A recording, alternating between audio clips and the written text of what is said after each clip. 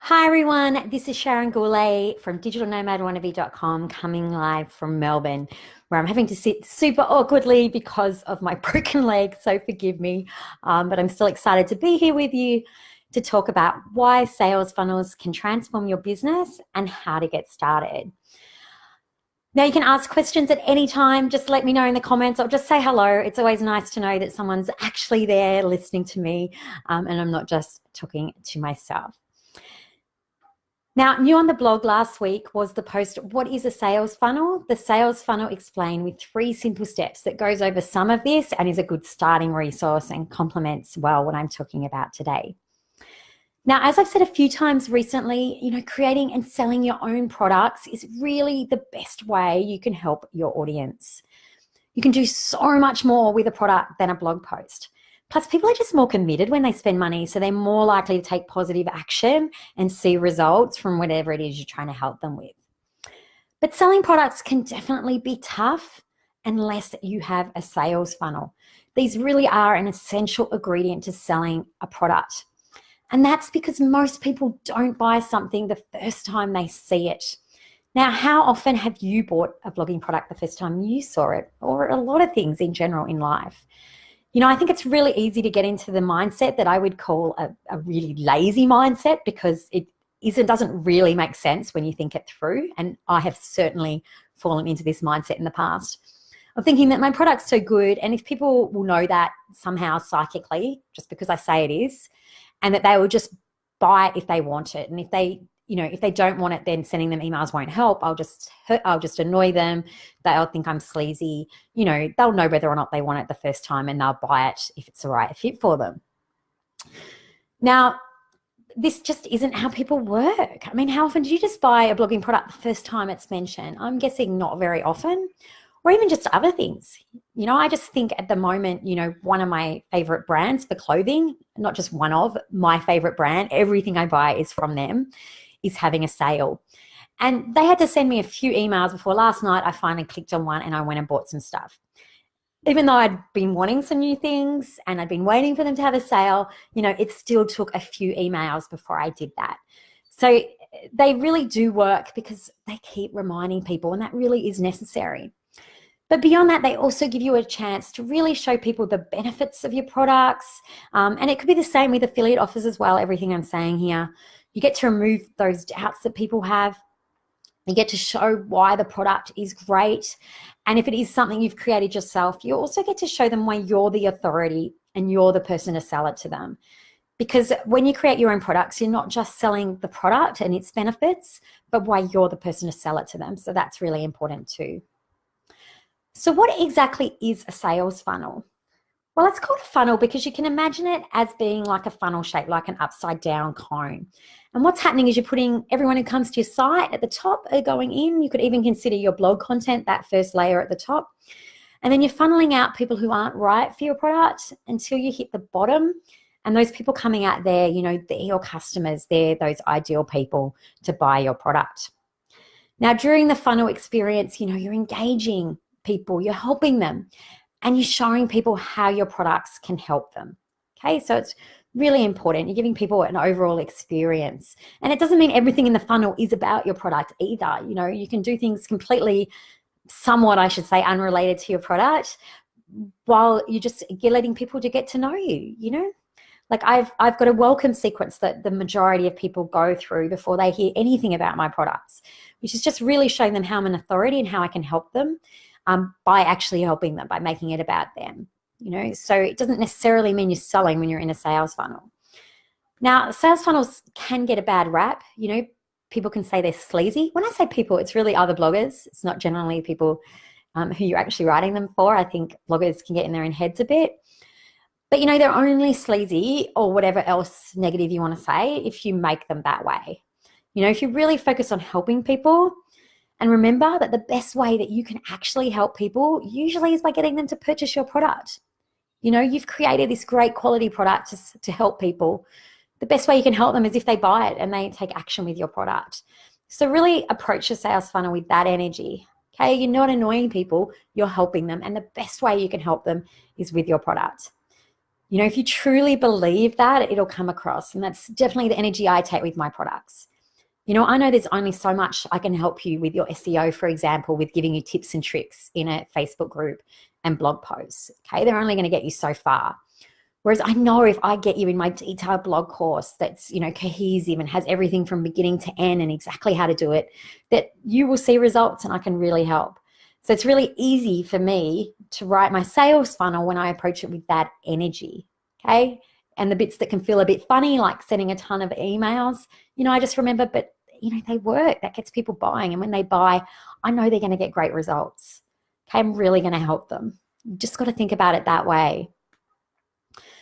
So what makes up a sales funnel? Now, a sales funnel can have many parts. You know, like a simple one, say for an ebook, would have just 3 parts for a cheaper product. You know, you're going to have your lead magnet, so that's something you give people for free in return for their email address, because sales funnels are usually like based on email and held together via email. So it can be really important to get their email address. Then you can send them some sales emails. You know, the main objective of those like is to engage and all of those things we just talked about, but it's also to get them to your sales page. And then your sales page is there to compel people to take action right now. So not next week when they come back, you know, you want them to take action right this minute. Because when people don't take action now, they usually don't take action. I'm sure I'm not the only person who's been really tempted to buy stuff. Like, I'm always about self-education. I look at a lot of courses and I can really love one and I really want to do it, but I'm like, oh, I'm just a bit busy at the moment. You know, I'll write a note that I'm coming back in a couple of weeks, but, you know, I never come back. So, you know, it really is important to get people to take action right now. So those sales emails are taking your readers on a journey. They're explaining how you can help them, how you understand their pain, how you were where they were, and you know how to get to the next level. You also want to reduce uncertainty. You know, no matter what you're selling, people are going to have doubts and uncertainties. So you want to handle that. How can you reduce those? You want to give reasons for people to buy, you know, like right now. And that aim is to really just get people to that sales page. Now, more complex sales funnels can have any number of parts. You know, like for my courses, there's usually a webinar, there's usually email challenges. And when people subscribe, like I said before, they go through a whole welcome sequence of emails first, which don't even talk about products at all. And I don't even necessarily send everyone into a sales sequence, right? They need to show that they're a good fit for it. So how do you do this? Well, it might just show it from the lead magnet they sign up for. Like if you create an ebook, you could give away a chapter of it for free. And if you do that, you know, if they've signed up for a chapter of the actual book, then, you know, that shows they've got a strong interest in your book. So you would send them your sales emails. But say you have a lead magnet about the US and your guidebook, you write a guidebook to Thailand, right? There's a really good chance someone signing up to a lead magnet on the US is not interested in Thailand at all at the moment. So I wouldn't send them your sales emails. But what you can do instead is to send them an email at some point talking about Thailand, you know, linking to one of your Thai posts. And if they click on that link, then that shows they're interested in Thailand, and then I would put them through your sales sequence. So how simple or complex is generally based on the price point, but, you know, different audiences will have different needs. You know, like I've got that welcome sequence first because I found people need to follow me for a couple of months on average before they want to buy a product from me. So they get a welcome sequence. It's relatively long. You know, then I give them chances to sign up for my webinars and other things to show that they're directly interested in my membership site, Build Blog Freedom. Now, for my cheaper products, it doesn't work quite like that, and they go a bit faster in there. So it really just depends on what you're selling, the price point, and your audience. So hi, Sharon. I can see your comment. I can't really say I'm feeling better, but, you know, 20 more days before my leg's okay, hopefully. So I'm counting it down. Now, back to sales funnels. If you want to get started, you know, just break it down and don't get nervous. A simple sales funnel can definitely be created within 2 days. But the first thing I really recommend you get onto right now, even if you're not selling products yet, you're not even remotely ready for a sales funnel, is to really get started with email subscribers. You know, they are so powerful no matter what you want to do with your blog, and incredibly essential when it comes to products. So create a lead magnet that would attract your ideal audience, you know, have pop-ups on your site, do all those things to get people to sign up. And there's lots of blog posts on this on Digital Nomad Wannabe, you know, and start collecting those subscribers really soon. And you can definitely get that set up within a day. So just do it. and then worry about other parts later. And, I have some good opt-in offers at the moment, which is even a broken down checklist for my own lead magnets that will step you through what bits you need to get completed to create a simple sales funnel. And I'll put that below this in a minute. Now, if this is all sounding good, I urge you to take a look at my new blog post on sales funnels, read a bit more about this at digitalnomadwannabe.com/funnel. And like I said, I'll put the lead magnet below in a minute. It talks about them more. Now, I do also have courses on creating sales funnels and selling products within my membership site, Build Blog Freedom, as well as a course specifically about creating an ebook and selling that and setting up that sales funnel with lots of templates to make this really easy, specifically about selling ebooks. So I do have a few questions people wrote in the group already, which I'm going to answer now. But people listening, if you have a question, hit me up and I'll answer it for you. So Julie said that she finds it hard to define sales funnels that translate into email sequences for affiliate-specific articles. Now, all my content is about one country, and most visitors will travel to more than one of the key destinations during their trip. I have emails that collate my top posts for the most likely destinations, but not sure how to optimize further. Okay, so there's two ways I would go about this. Now, the first one is definitely sign up to other people's sequences who do something like you want to do and see what they're doing. Okay, it's so powerful. Sign up for like when you're creating your own sequences, you definitely want to sign up for as many of your competitors as you can, or not necessarily a competitor, right? Like you'd sign up for people writing about a different country, so doing something similar. Now, off the top of my head, I know My Tan Feet put a lot of effort into this for Costa Rica. So definitely go sign up for their email list. This is how they make their money, is with their email subscribers and affiliate offers through through basically a sales funnel that goes over 6 months. So definitely sign up for that and learn from that. Now, the other thing that I would start doing is just break down what people do when they plan a trip. So think about what you do. You can ask questions. If you've got a Facebook page, an email list already, a Facebook group, you could ask your audience some of this too. But just think about what you do when you're planning a trip. Okay, what's the first day? Well, you're probably deciding your destination. So you're probably hitting people when they've either decided on your country or, it's on a short list. Okay, so what do they need to know at that point? And then what do they need to know? What's the next bit? What point are they booking flights? When are they booking hotels? When are they planning their itinerary? When are they looking at how they're going to get around? And you want your email sequence to copy that, right? That flow. So not just talking about destinations, because that's just one aspect, and after people have, I mean, my way of planning, and this is why it's good to ask other people's, it's not just based on your own. My destinations are chosen pretty early, and then I spend longer looking for hotels and working out if we're a car or a bus or all of those types of things, or if we're going to get domestic flights. So don't just send destinations. You really want to cover those others, and you really want to think about the timeline. Like I remember My Tan Feet saying that they found people started planning 6 months out, so their emails only go for 6 months. And your later ones might be about when people are going to get there soon, what restaurants and things that are more on the ground. Now, no matter how well you go looking at other people's sequences and planning your own, then it'll be about tracking and seeing what's working. So when do people drop off and stop reading them or unsubscribe? That's probably when they're hitting the country.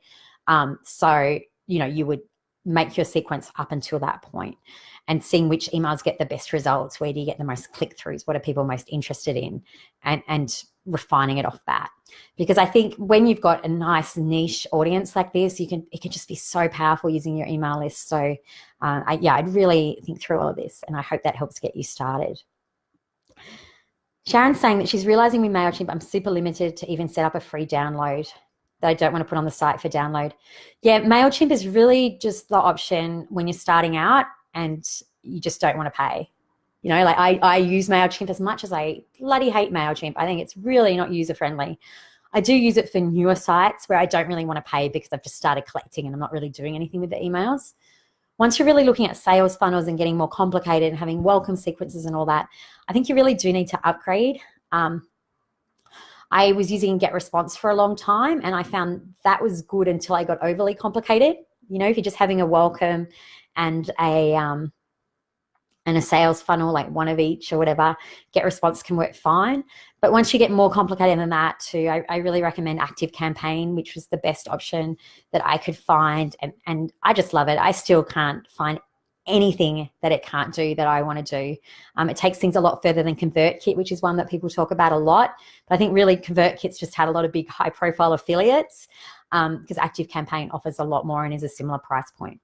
But yeah, ActiveCampaign is more expensive. So yeah, like I went MailChimp, GetResponse, ActiveCampaign for that reason. And if you aren't getting overly complicated with your funnels, then it's not too much of a big deal to move between them. But yeah, once you want to be able to do more of this stuff, you really do need a more powerful email one, which is what I recommend with ActiveCampaign.